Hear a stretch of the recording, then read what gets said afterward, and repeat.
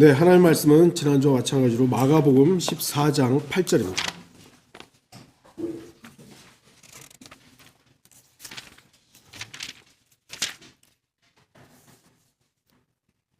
마가복음 14장 8절입니다.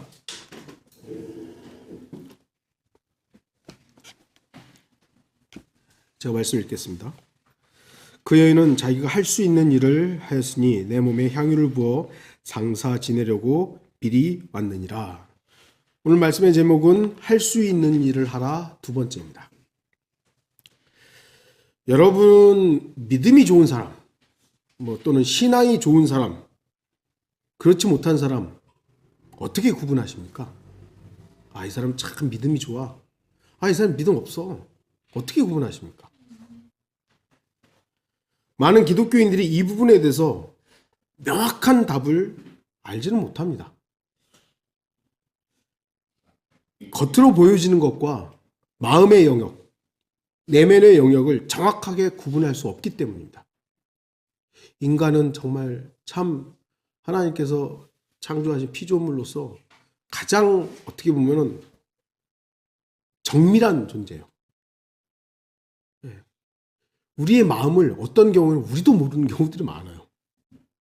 그런 것 같은데 아닌 것 같기도 하고. 그러니까 심리학자들, 과학자들이 연구를 해서 막 써놨는데 그게 정답이다? 아니에요.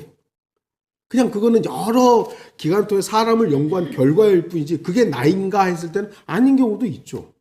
참 그래서 이거를 겉으로 보여주는 것만 가지고 말하기도 그렇고 아니다. 신앙은 내면적인 거니까 마음의 영역이니까 어쩌다 저쩌다. 그럼에도 불구하고 대부분의 사람들은 저도 그렇습니다만 겉으로 보여지는 부분을 통해서 믿음이 좋다, 신앙이 좋다 그걸 판단할 수밖에 없어요. 지난주에도 살펴봤지만 열매를 가지고 나무를 보는 것 그게 우리의 한정된 모습이에요. 성경도 분명히 그러한 부분을 언급합니다. 야고보서 2장 18절 그러면 어떤 사람이 말하기를 내게는 믿음이 있으나 내게는 행함이 있으니 행함이 없는 내 믿음을 내게 보이라. 그러면 내가 행함으로 내 믿음을 보게 되리라. 내가 보게 되리라. 야고보서 2장 20절 오 허황된 사람아 행함이 없는 믿음은 죽은 것인 줄 내가 알고자 하느냐? 야고보서 2장 26절 영이 없는 몸이 죽은 것 같이 행함이 없는 믿음도 죽은 것이니라. 그러니까 행함으로 믿음을 알 수 있다 이거죠. 분명 성경은 믿음을 입증하는 것이 행위라고 말씀합니다. 그런데 성경의 다른 부분에서는 또 전혀 다르게 말씀하시죠. 로마서 4장 5절 6절 행함이 없어도 불경건한 자를 의롭다 하시는 그분을 믿는 사람에게는 그의 믿음이 의로 여겨지느니라. 행함이 없어도 하나님께서 의롭다고 여기시는 사람의 복에 관하여 다윗도 말하였으니. 갈라디아서 2장 16절 사람이 율법의 행위로 의롭게 되는 것이 아니요 예수 그리스도를 믿음으로 인하여 되는 줄 알고 우리도 예수 그리스도를 믿었나니 이는 우리가 율법의 행위로서가 아니라 그리스도를 믿음으로 인하여 의로워지고자 함이라. 이는 율법의 행위로는 아무 육체도 의롭게 될 수 없습니다. 이건 마음의 영역 우리가 알 수가 없으니까 마음으로 믿는 거 믿음이다. 믿음이 의로운 것을 판단한다. 갈라디아서 3장 2절 내가 너희에게 알고자 하는 것은 오직 이것이니 너희가 율법의 행위로 성령을 받았더냐 아니면 믿음을 들음으로써냐. 갈라디아서 3장 5절 그러면 너희에게 성령을 전해주고 너희 가운데서 기적들을 행하는 그가 율법의 행위로 하는 것이냐 아니면 믿음을 들음으로 하는 것이냐. 갈라디아서 3장 10절 율법의 행위로 난 자들은 누구든지 저주 아래 있느니라.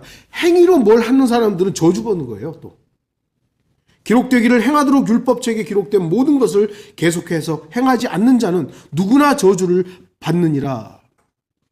완전히 상반된 말씀이죠. 제가 일부러 제 생각이나 제 주장을 말하지 않고 그냥 성경만 읽은 이유가 있습니다. 세대적 진리를 정확하게 모르는 사람들에게 방금 읽었던 구절들은 혼란을 일으키는 구절일 수밖에 없어요.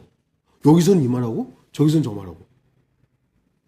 그래서 신학자들은 이 믿음과 행위를 어떻게든 조화를 이루려고 구구절절 막 설명을 합니다. 그러면 물어보죠. 그러면 행함이 없어도 되는 거예요? 그러면 아니요. 야고보서 보면 있어야 되죠. 아, 그러면 행위로 구원받는 거예요? 아니요. 믿음으로 받는 거죠. 그럼 뭐 어떻게 하라는 겁니까?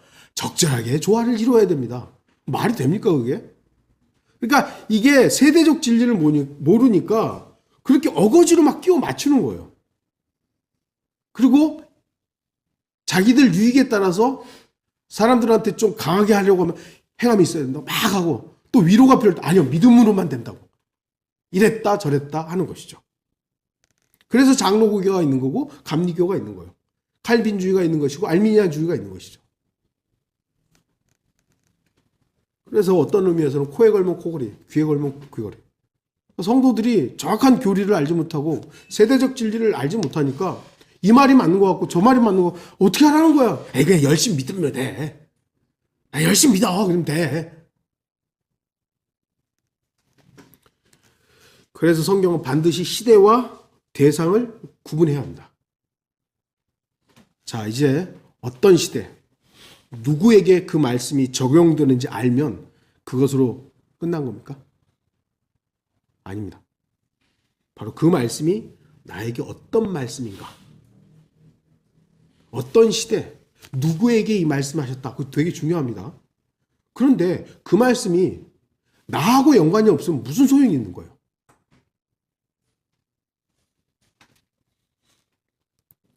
바로 그 말씀이 나에게 어떤 말씀인가를 정확하게 알아야 됩니다.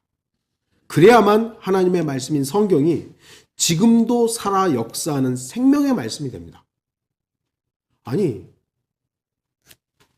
1.1억도 오류가 없는 완전한 성경이 다 있어요. 근데 나는 안 믿어요. 그럼 무슨 소용이에요? 단 하나의 오류도 없는 완벽한 말씀이라고 해도 나에게 그 말씀이 온전한 말씀으로 역사하지 않는다면 도대체 무슨 소용이 있겠습니까? 살아있는 그 말씀이 나에게 역사하는 말씀이어야 돼요. 예. 창세기 1장 1절을 여러분 다 믿으시잖아요. 왜 믿죠? 그 말씀이 나에게 살아있는 말씀이니까 그런 거예요. 아무리 그 말씀이 역사적 진실이라 해도 에이 무슨 창조가 맞냐고. 진화지. 기독교인들 가운데 지금 이런 사람들이 꽤 많아요. 이제 점점 늘어나고 있어요. 진화가 맞다고. 아유 그거는 신앙의 차원이고 과학은 진화가 맞아. 주목하십시오. 저와 여러분이 성경을 완벽하고 오류 없는 온전한 하나님의 말씀으로 믿는다는 것이 저와 여러분이 오류가 없고 죄도 짓지 않으며 결점이 하나도 없다는 그 말입니까? 아니죠. 저와 여러분이 아무리 믿음이 좋고 신앙이 좋아도 우리는 여전히 허점투성이고 결점이 가득한 사람이란 사실은 변함이 없습니다. 성경이 온전한 거지 내가 그 성경을 하나님의 말씀을 믿는 것이지 내가 그걸 믿는다고 해서 내가 완전해지는 것은 아닙니다. 우리는 완전한 성경을 믿을 뿐이에요. 그러다 보니 소위 말해 성경을 믿는 나도 엄청난 헛짓거리를 하는 거예요. 멍청한 짓을 하는 거예요. 근데 우리는 믿음이 좋은 사람, 신앙이 좋은 사람은 마치 모든 부분에서 온전한 사람처럼 여깁니다. 저 사람 믿음이 정말 좋아. 신앙생활 정말 잘한다고. 그럼 저 사람이 거의 그냥 정말 결점 없는 사람인 것처럼 대하는 거죠. 저도 한때는 성경을 많이 아는 사람이 온전한 사람이라고 생각한 적도 있었습니다. 너무 부러웠고 제가 말씀드렸어요. 제가 제일 부러워했던 사람이 조승규 형제였어요. 그 형제의 소식을 가끔 듣긴 합니다만 좀 안타까움이 있는데 그 형제가 그렇게 부럽더라고요. 나이는 나하고 동갑인데도 성경을 너무 많이 알고 성경을 가르치는데 정말 너무너무 잘 가르치는 거예요. 그런데 성경을 많이 하는 것과 믿음이 좋은 것 다른 문제더라고요. 성경을 많이 알고 또는 믿음이 좋다는 것이 곧 그 사람이 온전하다는 것을 입증하지는 않습니다. 성경을 몰라도 되고 성경의 권위를 인정하지 않아도 된다는 그건 아니죠. 성경을 알아야 되고요. 성경의 권위를 인정해야 되죠. 그래야 믿음이 좋을 수 있는 여지가 있는 겁니다. 하지만 성경을 많이 하는 것 자체가 믿음이 좋을 수 있다는 말은 아닙니다. 믿음이 좋다는 것은 예수 그리스도에 대한 확신과 그분의 말씀에 대한 절대적인 신뢰를 의미하는 것이지 그 정보의 양을 의미하는 것은 아닙니다. 많이 안다고 해서 예수 그리스도를 절대적으로 신뢰하는 것인가? 제가 이렇게 저도 오래 살지는 않았습니다만 지금 50대 중반을 이렇게 넘어가 와서 보니까 많이 안다고 해서 다 믿는 건 아니더라고요.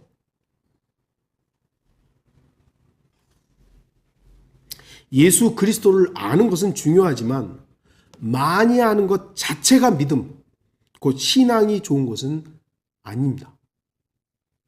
믿음이 좋고 신앙이 좋다는 것은 그 대상이신 예수 그리스도와의 친밀한 관계를 통해 형성되는 신뢰예요. 내가 예수 그리스도를 비록 창세기부터 요한계시록까지 다 몰라도 인격적인 그분과의 교제를 통해서 그분을 더 신뢰하고 그분을 더 사랑하고 세상 그 어떤 것보다도 예수 그리스도를 바라보는 그 마음의 중심이 옮겨져 있다면 그 사람 누가 말릴 수 있습니까?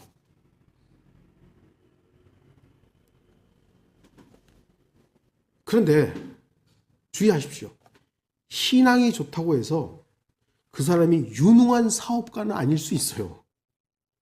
정말 예수 그리스도와 너무 밀접한 관계를 통해서 그 삶이 전체가 너무나도 훌륭한데도 불구하고 그 사람은 사업에 실패자일 수 있어요.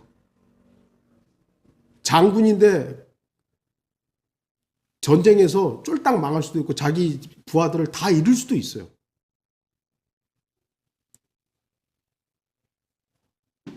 혹시 정치인인데 이 사람이 정말 신앙은 좋은데 정치를 엉망으로 할 수도 있는 거예요. 신앙이 좋다고 해서 그 사람이 어떤 일들을 하는 세상 일도 완벽한 건 아니에요. 초대 미국의 많은 그 건국을 했던 미국의 건국의 아버지들 보면은 기독교인들이 대다수였었죠.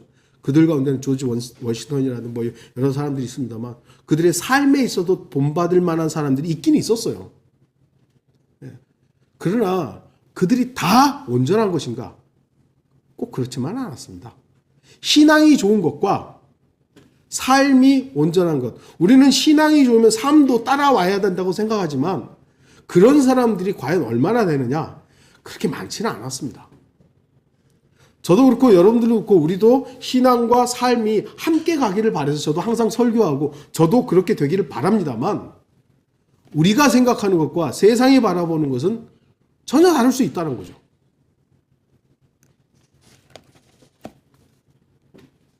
믿음이 좋고 신앙이 좋다는 것이 그 사람이 오류 없고 결점이 없는 완벽한 사람이라고 착각해서는 안 됩니다. 아, 저 사람도 실수하는구나. 저 사람도 믿음은 좋은데 엉뚱한 일들 하는구나. 저와 여러분 함께 경험했었잖아요. 트럼프 대통령이 신앙이 좋을 수 있습니다. 그의 여러 정책 중에는 성경적인 부분도 있습니다. 그래서 저는 그의 성경적 정책을 지지합니다. 그러나 트럼프 대통령의 모든 정책과 행동이 성경적이고 온전하냐? 그렇지는 않습니다. 마찬가지로 우리나라의 어떤 정치인이고 경제인이고 유명인들이 기독교인이라고 해요. 그리고 또 신앙이 좋을 수 있다는 것은 기독교인들에게 좋은 본이 될 수는 있습니다. 그러나 그 기독교인의 모든 행위가 이상할 수 있어요. 엉뚱할 수도 있다는 겁니다. 그래서 성경을 믿는 사람들은 잘 구분해야 됩니다. 신앙은 신앙으로서 바라보는 거. 저 사람 신앙이 참 본이 되는구나. 그런데 엉뚱한 일을 해요. 그럼 그대로 보는 거예요. 이 사람 신앙은 좋지만 엉뚱한 일을 할 수 있구나. 이러면 되는 거예요. 저 사람이 신앙인인데 저 사람이 행한 모든 것이 다 하나님 위해서 하는 일일 거야. 그렇지 않을 수도 있죠. 기독교인이 하나님의 일을 할 때 그 하나님의 일은 칭찬받을 수 있습니다. 하지만 그 신앙인이 세상 일을 할 때 그 세상 일은 욕을 먹고 비난받을 수 있습니다. 왜냐하면 하나님의 일과 세상의 일은 다르기 때문이죠. 우리나라에 몇 달 전이죠. 어떤 장관 후보자가 청문회에서 창조론을 믿는다는 이유로 엄청난 비난을 받았습니다. 저는 그 사람의 신앙을 칭찬합니다. 이거 공개적인 부분에서 자기는 창조론을 믿는다고 하는 게 쉬운 일입니까? 어려운 일이죠. 칭찬하죠. 하지만 세상은 그 사람을 비난합니다. 왜냐하면 세상은 창조를 안 믿기 때문이에요. 그러니까 우리가 신앙으로 믿는 그건 저와 여러분에게는 창조는 역사적 사실이에요. 그걸 어떻게 누가 뭐라 그러겠어요? 근데 세상은 딱 보고 저게 극단적 신앙인 거예요. 저렇게 믿는, 왜냐하면 지금 오늘날 기독교인들 가운데도 창조를 안 믿는 기독교인들이 꽤 많기 때문이죠. 그걸 이제 세상은 온전한 기독교인, 창조를 믿는 사람들은 극우 이렇게 돼버리는 거예요. 자기들이 그냥 프레임을 딱 씌워놓은 거예요. 타협하라는 게 아닙니다. 어차피 세상은 그리스도인의 믿음을 이해하지 못합니다. 아무리 창조를 굳게 믿어 내 신앙을 남들 앞에서 공개적으로 시인한다고 해도 그 부분을 칭찬하는 세상은 없습니다. 세상 사람들은 그 부분을 칭찬하지 않아요. 저 이상한 사람이네. 과학을 인정하지 않네. 자기들이 믿고 있는 과학도 얼마나 허점투성이가 많습니까? 근데 그 생각은 전혀 안 해요.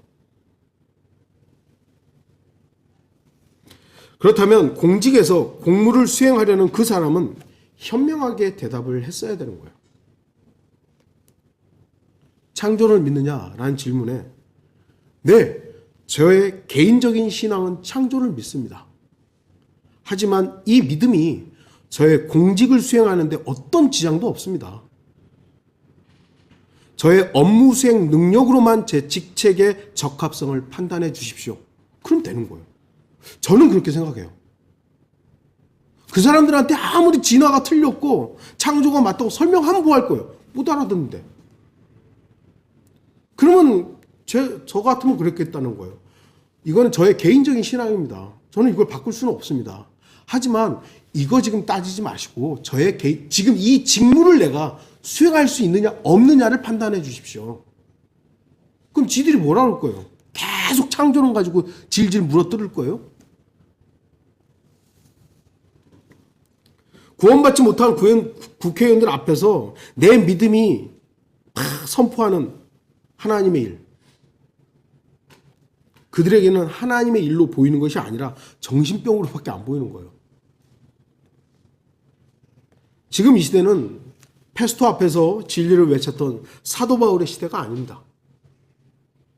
사도행전 26장 24절 보시면 바울이 이와 같이 자신을 위하여 변명하니 페스토가 큰 음성으로 말하기를 바울아 네가 미쳤구나. 많은 지식이 너를 미치게 하였구나. 너 지금 말하는 거 보니까 미쳤구나. 그런 거예요. 바울은 그 당시에 자신의 복음에 대해서 쫙 설명을 할 수 있었던 기회를 받은 거예요. 근데 오늘날은 그런 기회 안 줘요 이제. 근데 그 앞에 가지고 뭐라고 떠들어봐야 세상은 우리에 대해서 세상 일을 할 뿐이에요.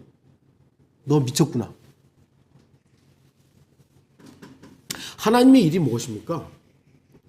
요한복음 6장 29절 예수께서 대답하여 그들에게 말씀하시기를 이것이 하나님의 일이니 즉 그분이 보내신 일을 너희가 믿는 것이라.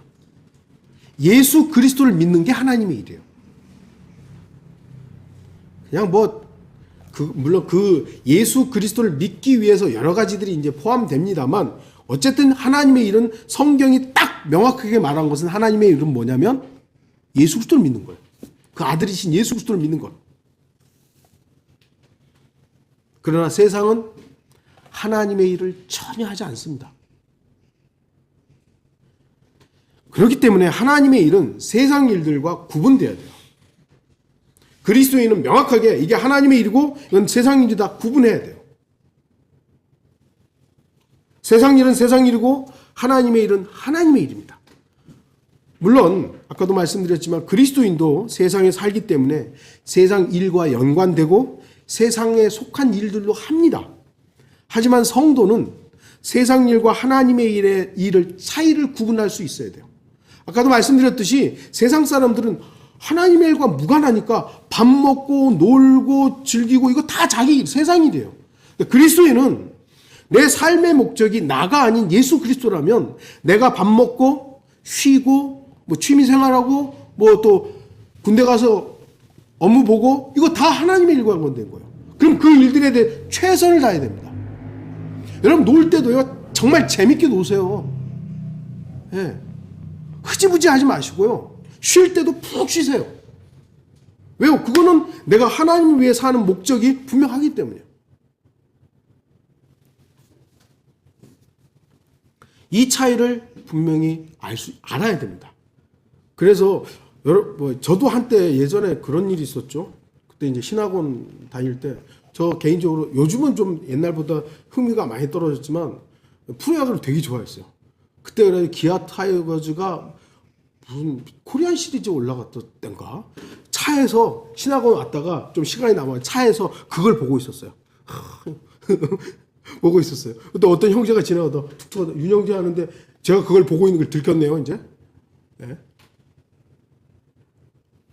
그 형제가 저한테 핀잔을 주는 거예요. 뭐 그리스도인 그런 거냐고. 그때는 되게 요즘 젊은이들 말하는 거죠. 마상이었어요. 마음의 상처가 딱 되는 거예요. 이거 보면 안 되나? 제가 물론 이제 그 뒤로 요즘에는 예전처럼 그렇게 막 깊이 빠지고 그런 건 아닙니다만 그냥 하나보다 이 정도인데 그리스도인이 여러분의 삶에 있어서 하나님께서 주신 시간과 이런 것들에 낭비가 아닌 필요한 부분들은 쓰십시오. 사용하세요. 아까도 말씀드린 쉴 때 쉬어야죠. 맛있는 거 먹을 때 먹으세요. 여행 다닐 수 있으면 여행 다니세요. 여러분들이 또 요즘에 그 건강을 위해서 헬스한다, 피트니스 한다 하세요. 그거를 누가 한다고 해서 여러분 정죄하거나 판단할 이유가 없습니다.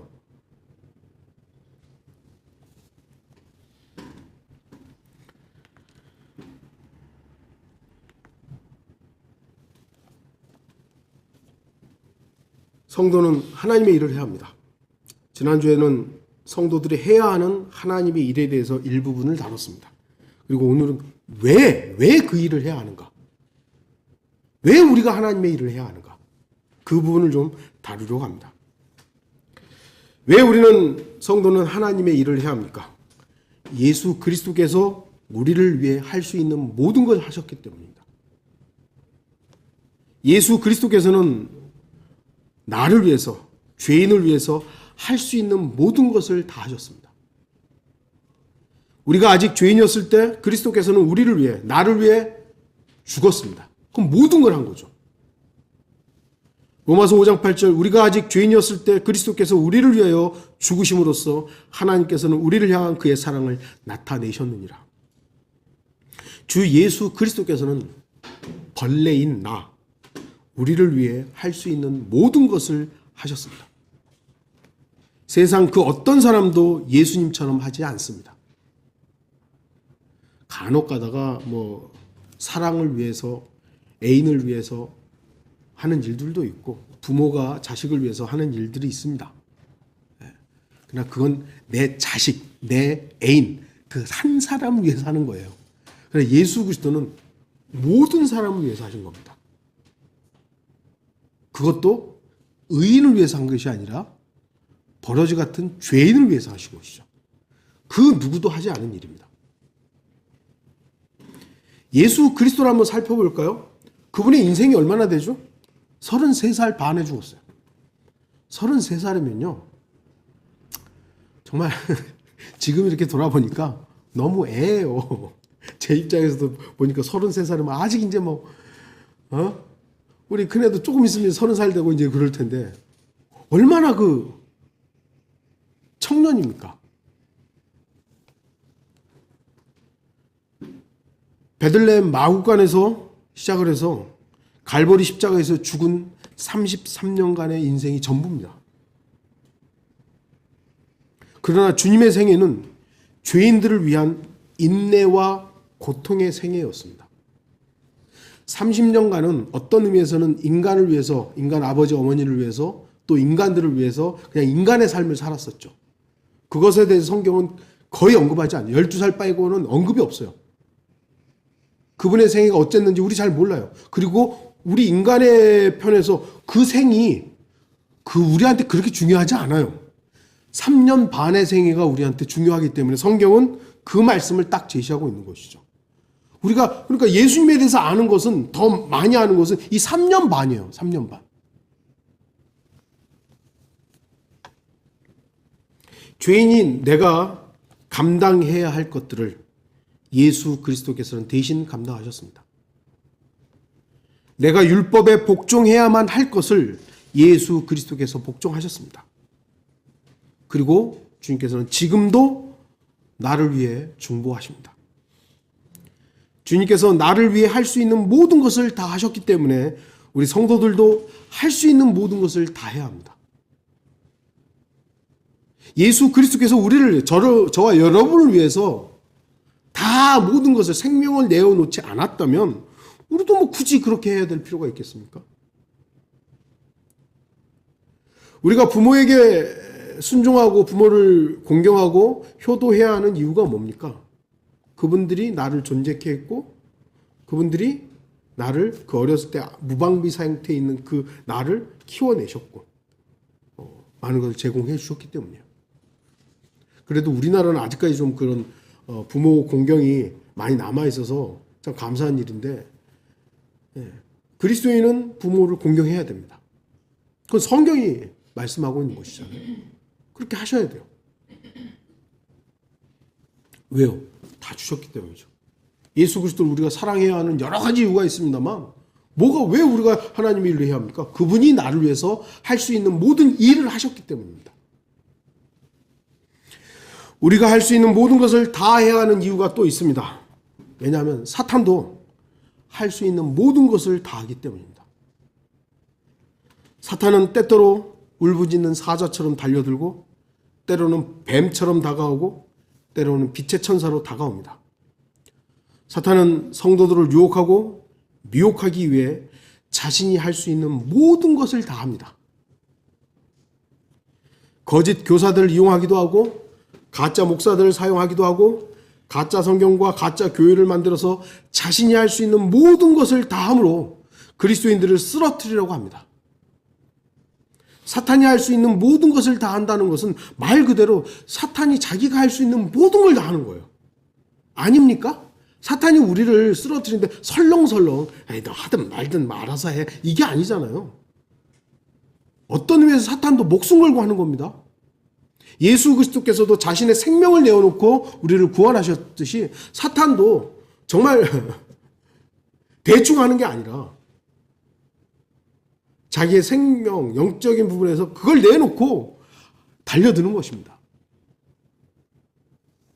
만일 그리스도인이 이 영적 전쟁에서 말씀과 기도에 전념하지 않는다면 당하는 겁니다. 왜냐하면 마귀는 그리스도인들을 넘어뜨리기 위해 최선을 다하기 때문입니다. 기도하지 못하게 하고요, 말씀에 집중하지 못하게 하고, 성도들 간에 분란을 일으키기도 하고, 또한 부부 간에 분란을 일으키고 가정의 문제를 일으키기도 하고, 건강을 악화시키기도 하고, 괜히 사소한 일들에 신경질을 부리게 하거나 어떤 일들에 잦은 실수를 일으키기도 합니다. 아주 사소한 부주의 때뿐만 아니라 말씀에 대한 의심과 주님을 위해 열심을 다하지 못하도록 게으르게 만들기도 합니다. 여러 가지, 정말 예수 그리스도께서 우리를, 저와 여러분을 위해서 모든 것을 하셨듯이 마귀도 우리를 넘어뜨리기 위해서, 저와 여러분을 넘어뜨리기 위해서 할 수 있는 모든 걸 하는 거예요. 주님이 우리의 약점을 다하시고 그 약점을 보완하기 위해서 여러 가지로 우리를 도우시듯이 마귀는 그 우리의 약점을 집요하게 파고드는 겁니다.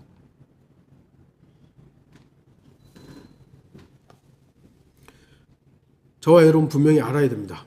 주 예수 그리스도께서 죄인을 구원하시고자 모든 일을 다 하셨고, 또한 성도들을 변함없이 보호하시고자 모든 일을 다 하신다는 사실은 우리에게 너무나도 위안을 주고 감사하게 하는 말씀입니다.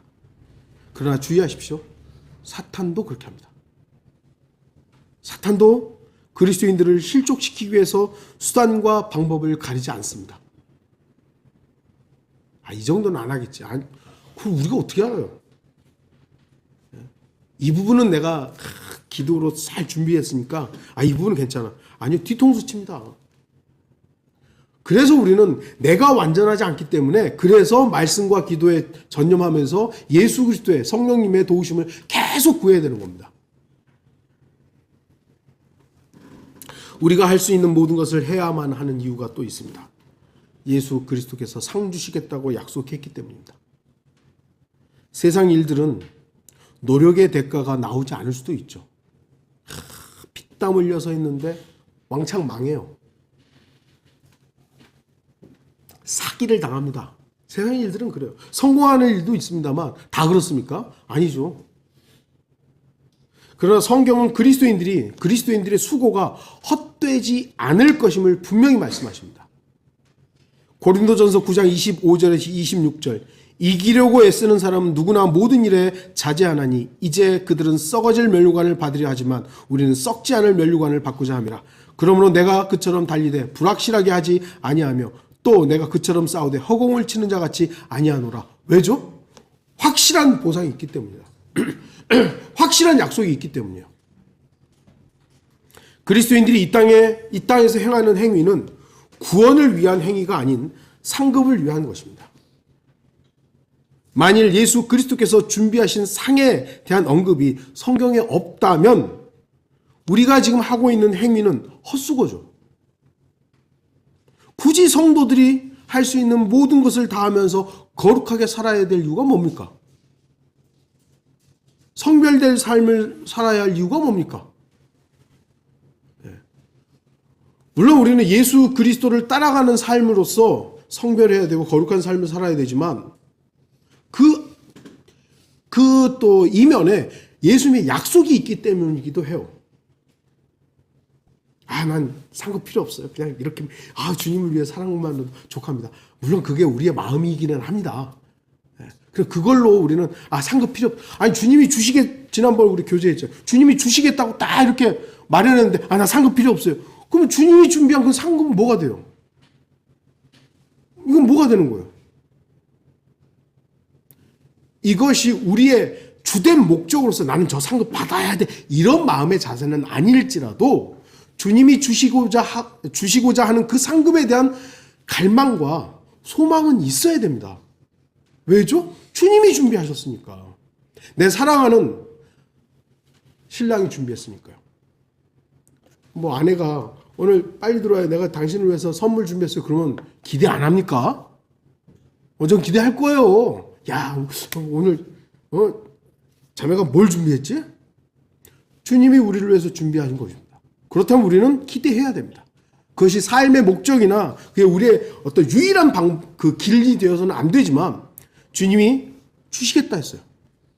그럼 우리는 거룩한 삶과 성별된 삶을 사는 목적 중에 하나가 그 상급을 위해서도 있어야 하는 것입니다.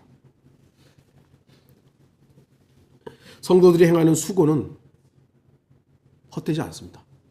왜요? 주님이 약속하셨기 때문입니다. 그리스도인은 반드시 예수 그리스도를 위해 할 수 있는 모든 일을 다 해야 합니다. 왜 우리는 다 해야 합니까? 우리가 할 수 있는 일을 다 해야 하는 이유 중에 마지막으로는 내가 그리스도인임을 입증하기 위해서입니다. 야고보서 1장 27절 하나님과 아버지 앞에서 순수하고 더럽혀지지 않은 종교 행위는 이것이니 즉 고난 중에 있는 고아들과 과부들을 돌아보는 것과 자신을 세상으로부터 흠없이 지키는 것이라. 물론 이 말씀은 우리가 교리적으로 대환란 때 환란 성도들에게 적용되는 구절입니다. 그러나 우리 자신에게 영적으로 적용한다면 아까도 말씀드렸듯이 이 말씀이 그냥 환란 성도들에게 적용되니까 나하고 무관한 말씀이다. 이거는 살아있는 말씀이 아니죠. 그냥 글자만 되는 것이죠. 그러나 그 말씀이 나에게 살아있으려면 이 말씀이 내가 어떤 삶을 살아야 할 것인가를 돌아봐야 되는 것이죠. 내 주변에 어려움에 처해 있는 사람들, 그리스도인들을 외면하면 안 됩니다.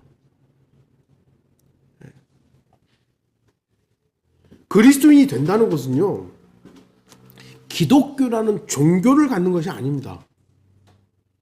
오늘날 많은 사람들이 이제 나도 한번 기독교 가볼까? 교회 가볼까? 이런 말들을 하더라고요. 그 말도 이제 듣기가 많이 희귀해졌습니다만, 왜 그런 말 하는 거예요? 종교로서 하나 가져볼까? 이런 의미인 것이죠. 그런데 성경이 말하는 예수 그리스도를 영접하고 구원받는 건 그 의미가 아니잖아요. 우리가 아직도 자신의 삶을 예수 그리스도를 위해 살고 있지 않다면 우리는 예수 그리스도의 진정한 사랑에 빠져본 적이 없는 겁니다. 예수 그리스도와 정말로 깊이 사랑에 빠져본 적이 있다면 가라고 해도 못 가요. 예수님 부인하라 그래도 물론 이제 상황과 여건들이 많이 나서 항상 말씀드리지만 배교하는 경우들도 있습니다만 정말 예수 그리스도와의 깊이 있는 교제를 통해서 그분과의 사랑이 끈끈한 관계가 맺어지면 뭐하고 바꾸겠습니까? 무엇과 바꾸겠어요? 주님께서는 우리를 위해, 나를 위해 모든 것을 다 하셨습니다. 우리는 주님을 주인으로 모시고 있습니다. 예수님을 주인이라고 하면서 그 주인 대신 예수 그리스도를 위해서는 모든 것을 다 하지 않는다면 그건 어리석은 것이죠. 물론 그리스도인들이 그리스도인으로서 할 수 있는 모든 것을 다 하면 세상으로부터는 비웃음거리가 될 것입니다. 이것은 사실입니다. 오늘 본문의 마리아도 사람들로부터 비웃음을 받았습니다. 사람들은 마리아의 행동을 보고 낭비고 사치라고 말합니다. 야, 그거 팔아서 가난한 사람들에게 주지. 왜 그거를 깨가지고. 그런데 예수님께서는 그 행위를 잘했다고 했습니다. 시각이 완전히 다르죠. 우리가 진화를 믿지 않고 창조를 믿으면 세상은 저 극단주의자들, 졌다고 그러면 뭐 이상한 사람들. 그러나 그 믿음을 하나님께서는 기쁨으로 받으시는 겁니다. 저는 그 어떤 것으로도 타협할 수가 없어요. 그 부분은. 다른 이에게는 구원이 없다고 했기 때문에 저는 예수 그리스도 이름 이외에는 그 어떤 구원의 이름도 없다라고 저는 믿어요. 저는 그 어떤 것에도 타협할 수 없어요. 그런데 세상 사람들은 그래, 세상이요? 신학자들 가운데서도 예수 말고 다른 것으로도 우리가 하나님께 이룰 수 있지. 종교다원론.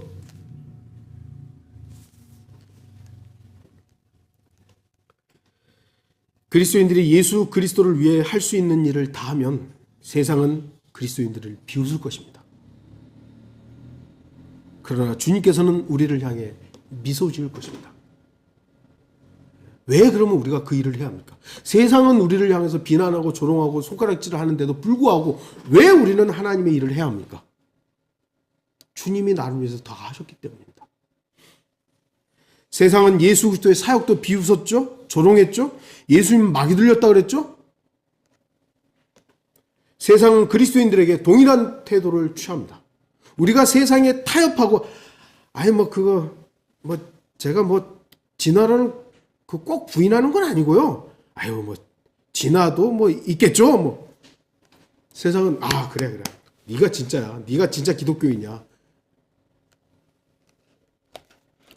그럴지 모르지만 주님께서는 나 너 그렇게 부인하신다 그랬잖아요. 너 구원을 취소해. 이건 아니지만 너가 나에 대해서 믿음을 포기한다면 내가 너를 보호해 주는 부분에 있어서 나도 너를 놓겠다. 그럴 수 있는 것이죠. 성도가 왜 하나님의 일을 해야 하는지 잊지 마십시오. 결론을 맺겠습니다. 성도가 할 수 있는 모든 것을 다 해야 하는 이유는 바로 예수 그리스도께서 우리를 위해 할 수 있는 모든 일을 하셨기 때문입니다. 또한 사탄도 우리를 쓰러뜨리기 위해 할 수 있는 모든 일을 다 하기 때문입니다. 그리고 주님께서는 그리스도인들이 할 수 있는 모든 일을 다 했을 때 상 주시겠다고 약속했기 때문입니다. 이 약속은 성경에 기록되어 있는 불변하는 말씀입니다. 우리가 그리스도인으로서 행한 모든 행위는 상급으로서 보답받게 될 것입니다. 할 수 있는 모든 것을 다 하십시오. 그렇게 함으로써 이 땅에 사는 동안 나 자신이 믿음이 좋은, 신앙이 좋은 성도임을 스스로 입증하는 그런 성도들이 되기를 바랍니다. 고린도후서 13장 5절을 읽고 마치도록 하겠습니다. 너희가 믿음 안에 있는지 너희 자신을 시험하고 스스로 입증하라. 예수 그리스도께서 너희 안에 계신 것을 스스로 알지 못하느냐? 그렇지 못하면 너희는 버림받은 자들이라. 다시 말씀드리면 여기서 버림받는다는 건 구원받지 못한다는 게 아니죠. 우리는 주님의 보호하심으로부터 버려질 수 있다라는 그 부분들을 우리가 기억하고, 우리가 이 땅에 살아가는데 그리스도인으로서 내가 왜 살아야 하는가? 비록 세상으로부터는 비난받고 조롱받을지 모르지만 나는 내 신앙을 입증하면서 살아야겠다라는 그 부분들을 다시 한번 점검하는 시간이 되기를 바랍니다. 기도하시겠습니다.